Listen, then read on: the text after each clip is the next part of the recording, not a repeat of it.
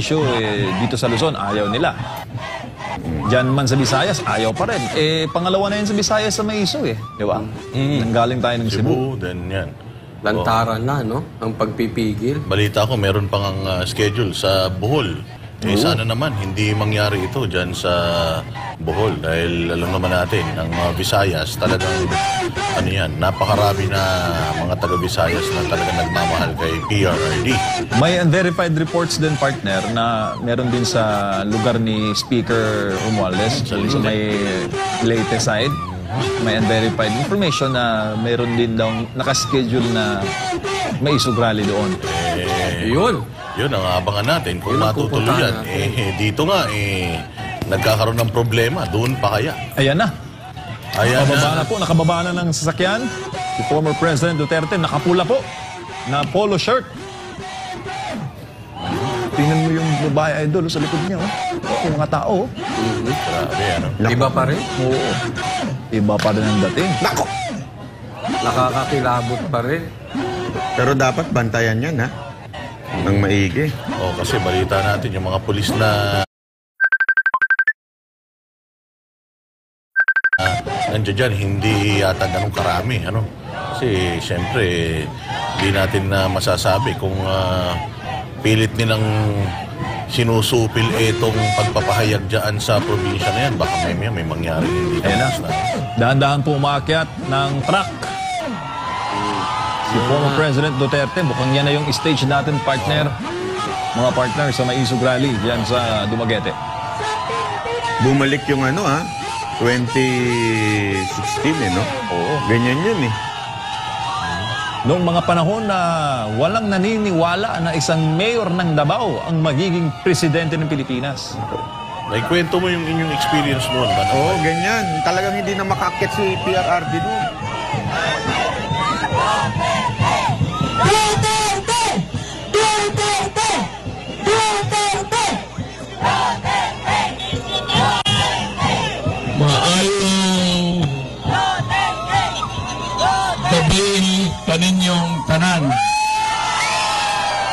mga katauhan sa Dumaguete, lugar sa mga gwapo o gwapa o mga tao, mga Pilipinong buutan. Bawa ninyo, ako retirado na. Naagin ako pagka mayor, dugang panahon. Almost 23 years kong mayor sa Davao. Unya, nahimo kong congressman sa unang panahon. Unya na presidente. Wala ko'y ikapanghambog kung dili ang akong singot para sa akong papa. Wala akong nagpasapalo ako kasi ko binisaya, but I have been requested to talk in Tagalog. Makasabot mo Tinagalog? Puro Tagalog. Kasi ito coverage natin ngayon, maybe it's nationwide, I do not know, but we are being heard all over the country. Alam mo naman, yung iba, maintindihan natin yan, hindi naman sila talaga nakakaintindi ng Bisaya. Kaya lang naman also, sila, ang mga Tagalog, naintindihan nila tayo, pero sila hindi nakakaintindi sa atin. Yung ng mga Tagalog, di ka mao. So, hindi kasi taga Dumaguete, pero ganun pa man, I'd like to greet everybody, mga Tagalog, Mamamuro, Las Mindanao, mga Bisaya, Waray, mga Cebuano, lugar sa akong amahan diya sa Danao. So, nalipay kog dako nga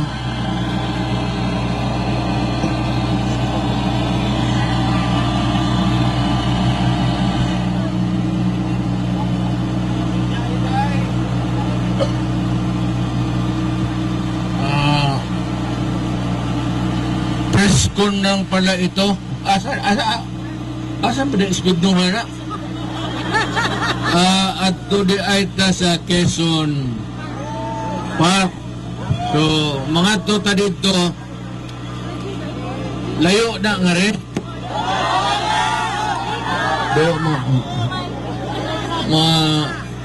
Malapit yan dito. Mga ilang araw na kung nakare natin.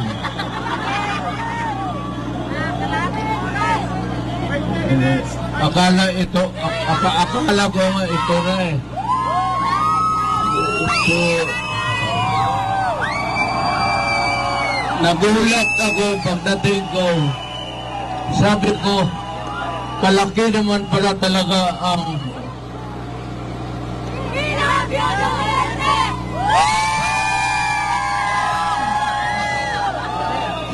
alam mo, ganito ah. Ay, babasahin. Ngayon na. Pero ulitin ko ito sa billboards.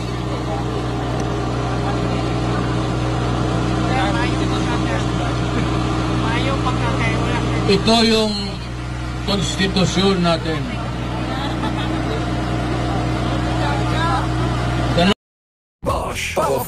Yung Bill of Rights kasi, itong konstitusyon na ito, ang nandito, ang pinag-uusapan ang gobyerno, pinag-uusapan ang Congress, ang Presidency, pati ang mga korte, Supreme Court, and all the inferior courts. Nandito ito sagrado. This is a covenant between the people, and ito, sagrado talaga itong konstitusyon. At nakalagay dito, i-highlight ko yan, naka-highlight ng pentel is yellow-green. In Article 3 of the Bill of Rights, yung una talaga, huwag mo nang pag-usapan yung presidente, huwag mo nang pag-usapan yung mga Congress, huwag mo nang pag-usapan natin yung korte o local government kasi batas lang yan. Pag-usapan muna natin kung ano ang nasa tao para sa Pilipinas.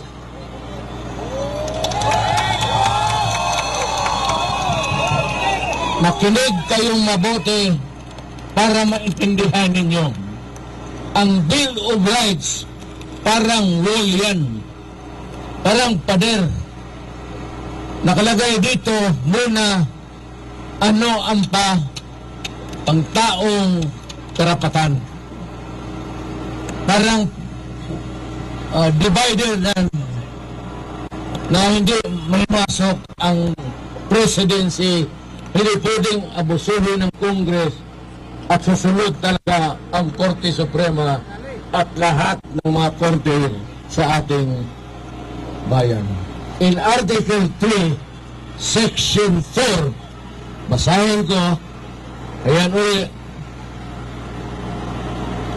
nakalagay dito, no law, walang batas, shall be passed, walang batas na gagawin abridging the freedom of speech. Walang parapan yan. Freedom of speech, of expression. Yung gusto mong sabihin, marsya na mo, wala. O anong panahon, kung nag-uulan ba o mainit, no law shall be passed abridging. Basta wag mong galawin the freedom of speech, of expression, and of the press, and of the people that have the right to peaceably assemble. Yung basta peaceful lang, walang gulo. To peaceably assemble and petition the government of redress of grievance. Pinakamataas ito, kaya tayo may eleksyon, tayo naman ay nagsasalita maski saan-saan, at tayo'y nagbibigay ng sentimento kung ano ang nasa utak mo. It's better na ganon, kaysa you do not agree with government at dismayed ka o hindi mo nagustuhan na pigilan ka magsalita. Yung iba kung ganon, pupunta na lang kami sa bukid, dadali na lang nito natin sa armas. Hindi na naman ako makapagsalita kung ano ang damdamin mo. Kaya pinaka-sacred talaga ito. Now, what is ironic, what is incongruous nito, nakakatawa, nakakagalit, nadaanan ko yung Freedom Park. Yun sana ang gusto namin. Ang punta kami rito, naghingi kami ng permit, binigyan kami. But nung araw na dating kami, binawi yung permit at sinirahan yung Freedom Park.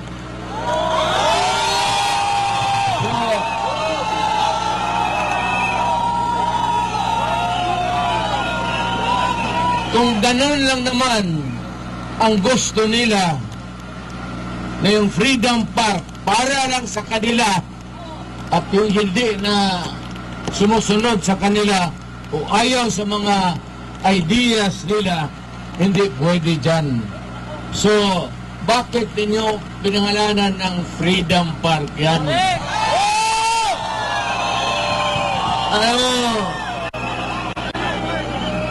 following the administration, galing ito ng Malacanang. Kaya sa Bustos, Bulacan, ganun din ang nangyari. May plano kami, hingi kami ng permit, ang putang ina niya, binawi, at hindi kami magkakaluha. And to think na yung Freedom Park and any other park in the Philippines ang may-ari at tao di national government at hindi ang city government. Kaya sinadya yan. Hindi sa syudad yan. Bakit mo sirahan at hindi magamit ng tao para makapagsalita kung ano ang gusto niya ang damdamin? So,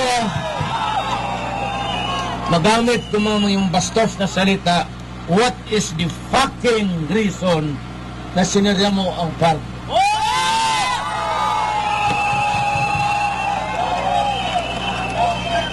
Yung